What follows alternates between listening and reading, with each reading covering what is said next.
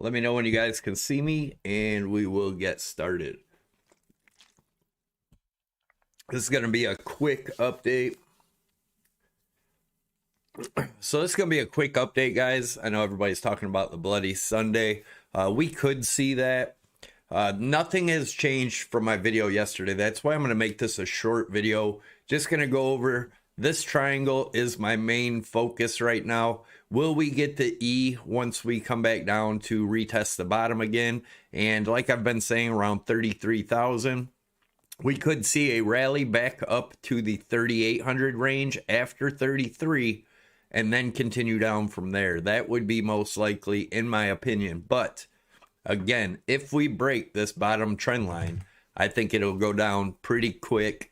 You guys know my targets, somewhere in the mid 20s to low 20s is a possibility. The measured move, if we did break down from D, that would get us down to around the $20,000 range. Although I think we may get a rally here to get all the bulls bullish again, to make another bull trap up to wave E and then continue down. This has not changed. Even this is the same exact chart I posted on BitBoy's channel the other day. Nothing has changed here. If we do get a bounce up out of this triangle, as we've talked about, we could go up to that 51,000 range. We will have heavy resistance at 45.3. But as of right now, unless we break this top triangle, my view is to the downside here. We've talked about many different things that could be happening. This could be accumulation and we continue up from here, or redistribution and we continue down. I do believe we'll continue down. And just to show you the bigger picture on that Elliott wave count is in the blue here, you can see our 5 waves down. We drew this way back over in May and sometime, or actually I think it might have been April when we drew this. It would have been at the peak up here. So yeah, it would have been the beginning of May. But we were looking for wave 3 down to 30,500, which we did get. We were looking for a possible move back up to 41.7, which we got. And I did say I believe this would probably be a triangle or something of that sort, because this was a simple ABC correction in 2. And then 4, we would expect a more complex. Rashid, thanks a lot for the super chat, man. Much appreciated. Good looking out. So anyways, that would get us to wave 4 down here. Now if that is to happen and we get down to that 23.4, I know it sounds like a broken record, but people were saying it sounded like a broken record when I kept talking about this wick off method that I posted way back here on around March 24th. I've told everybody this is probably what I would expect, and that was before we hit our 64,000 top. I know there's other people that are claiming they called it first. You know, have at it, whatever. But this channel was the first to call it. I called it before the top, and actually called the top to be around 63 or 64. We almost hit 65. Close enough. A whole lot better than telling people to buy up at the top. But anyways, I just wanted to put that out, make it clear. And so everybody thinks I was talking about it going straight down to 9,500 from here. That's not what I'm saying. Although I wouldn't say it can't happen, but it's unlikely. I do think that we're going to get our bounce somewhere in the mid to low 20 range of the wave 5 here, and that being 5 waves of wave A. And again, I don't want to sound like I'm repeating myself, but nothing has changed in the charts. I'm not going to give you a super bullish video one day and then a super bearish video 10 minutes later. You're not going to get that here. You're not going to get all the emotion. You're going to get just what I'm seeing in the charts that have not changed. But if this is the case, and this is wave A, wave B should get us back up to the $50,000 to $60,000 range, which will make everyone extremely bullish, calling for $1 million Bitcoin again. And then, of course, C wave down to around that 9,500 possibly. Again, there's no guarantees. The one thing that would invalidate coming down to this low here would be if before we break 30,000 again, if we were to get up above 47.1, that would invalidate wave 4. and this would be totally invalid. We would have to look for a new count. Also, if you check out this white dotted trend line up here, if we do break above this at any point and get support, that would be a validating a continuation of the bull run, and then we could possibly see that, you know, 100,000 plus Bitcoin. Until this line here is broken, and it all depends on if, when, and where it would break to where it would be at. But make sure you're subscribed to the channel. Make sure you smash those likes, guys.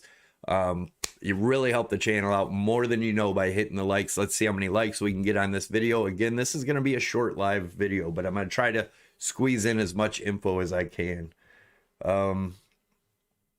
Great TA savvy. If you wanted to invest, would invest or retest, or would wait for the mid-20s. Savvy.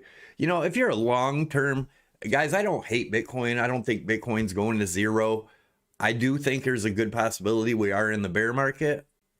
Obviously, there's no guarantees there, and I know people hate to hear that, but if you can't take a look at both the bearish and the bullish case scenario and, you know, really give it a good look without just, it's bullish or, it's bearish. You got to take a look at both case scenarios, and there are validation points and invalidation points, and if you pay attention, they'll help you tremendously in this game. Now, if you're buying long-term hodl positions, chances are you'll be fine in 5 years.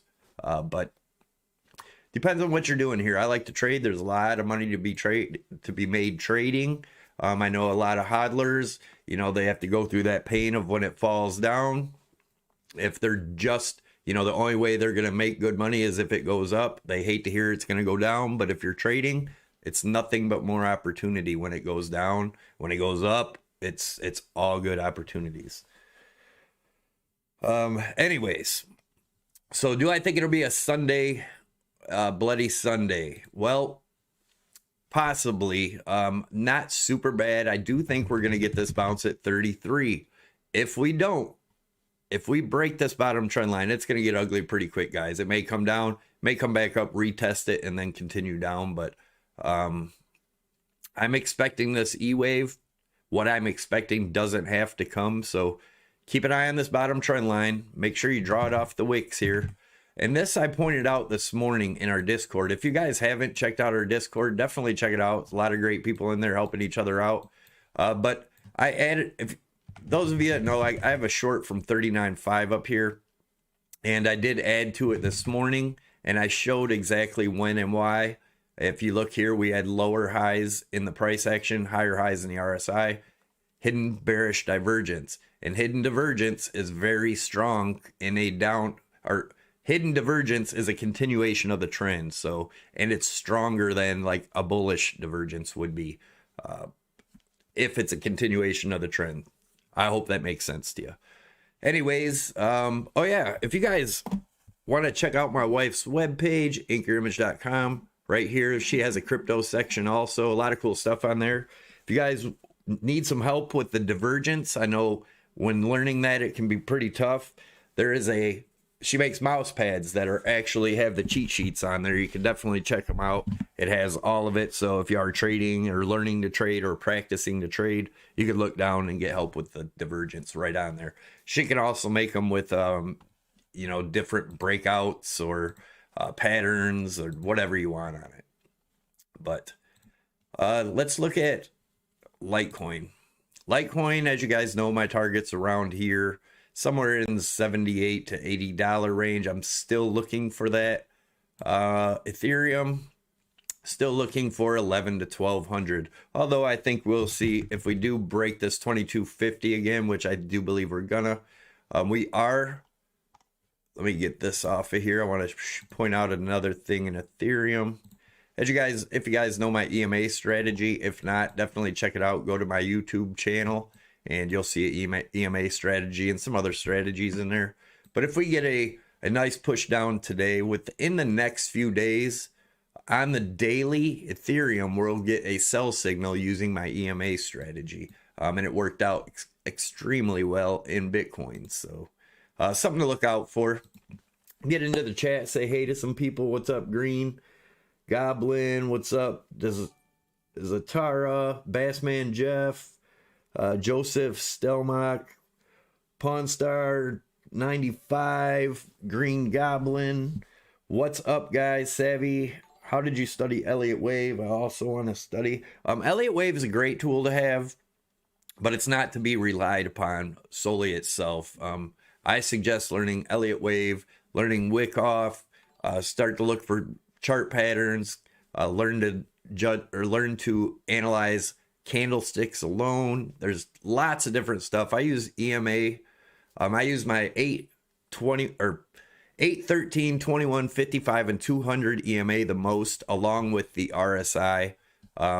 VPVR can be helpful. As you can see, if you look at this triangle here, and there's free, and I don't suggest necessarily watching other people teach Elliott Wave.